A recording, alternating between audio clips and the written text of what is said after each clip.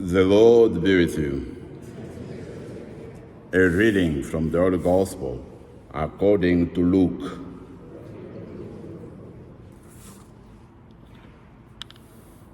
Mary and Joseph were amazed at what was being said by Simeon about Jesus.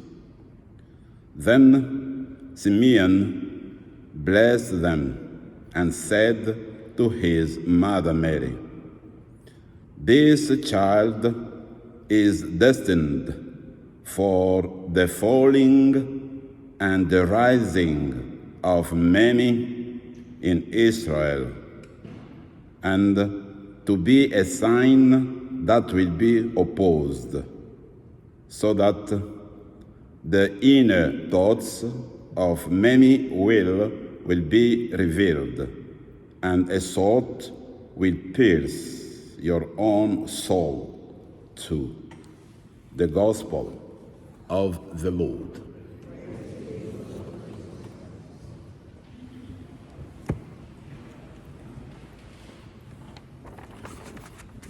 I was asking myself how to understand the meaning of the two feasts. As I was saying at the very beginning, it seems to me that the celebration of yesterday about the cross is very close to the one we are celebrating today. So I would say the cross is on the bridge between the two celebrations. And what we can do to understand the very meaning of this celebration, what is called Our Lady of Sorrows, we should just consider the two readings that have been proposed to you and me.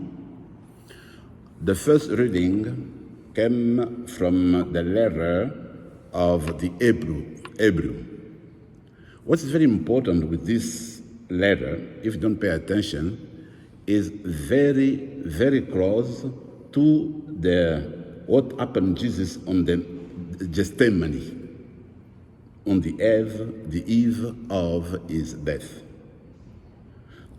Most of the time, when we talk about that prayer from Jesus, we keep in mind the one from the Gospel, which is good, it's right.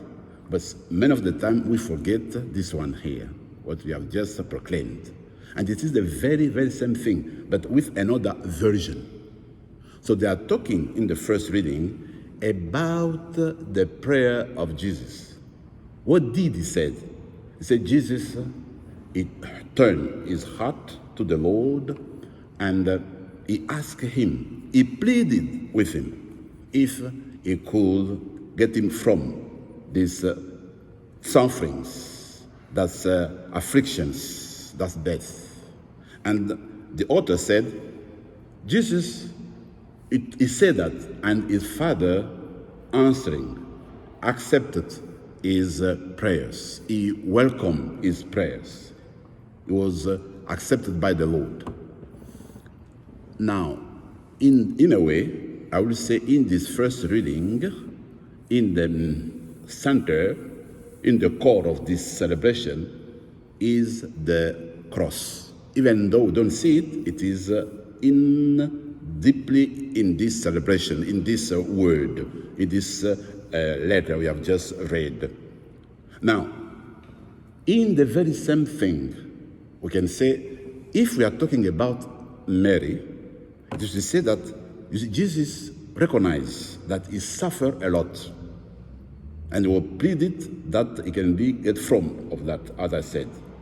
But Mary has been always beside her son, Jesus, from her birth up to the end, to when he was on the cross in Calvary. Now, what the Lord wants to say, Jesus was always beside his mother. So our mother, in her heart, she understood all the suffering of her child. It's why when she heard that he was about to be crucified, She went to stay beside her. She had her compassion in her heart. She understood the message she received as the gospel today from Simeon. Do you remember? She was still young mother with a young child, is Jesus. And Simeon, a prophet, told them, my dear mother, when at the end of your life, you'll go very hard situation because your son will be the cause of divisions in the people. And the sweat will come and, be in your heart. It will bring you sufferings a lot. It will pierce your heart, To me, when Jesus was on the cross, when he saw his mother suffering, dying, when he got all to be firm, to be stand firm beside the cross, it is an account of the word she received from Simeon. She still had in her heart. She remembered what said that prophet that give her to be beside her son, to be with her, to support him with compassion, and to be like associate. She was associate to the suffering of the cross of Jesus. So it was very close to her. So I said to myself, maybe one thing we can learn from our lady, it is that at one point, when she saw her son dying, she became like powerless. Nothing she can do. But she had her faith in God. Because she remembered again the message she received from Gabriel when she was about to give birth. She knew that son was the Son of God. All she heard when Jesus was preaching all the life, she kept that in her heart and gave her the song that she was capable of to be there and to support her son. In the very same way, I said to myself, we have people we love very much, and they are going through a very hard time. It can be a very bad disease. It can be a cancer. It can be in way we can find a solution for some, some disease. But what we need really, we need sometimes people surrounding us. Our mother is giving the example.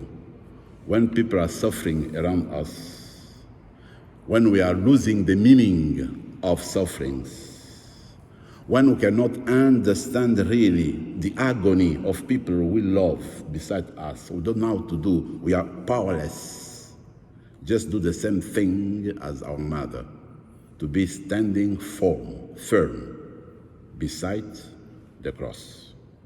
To know that the cross is the source of love, is the source of peace, is the source of redemption, is the source of new life.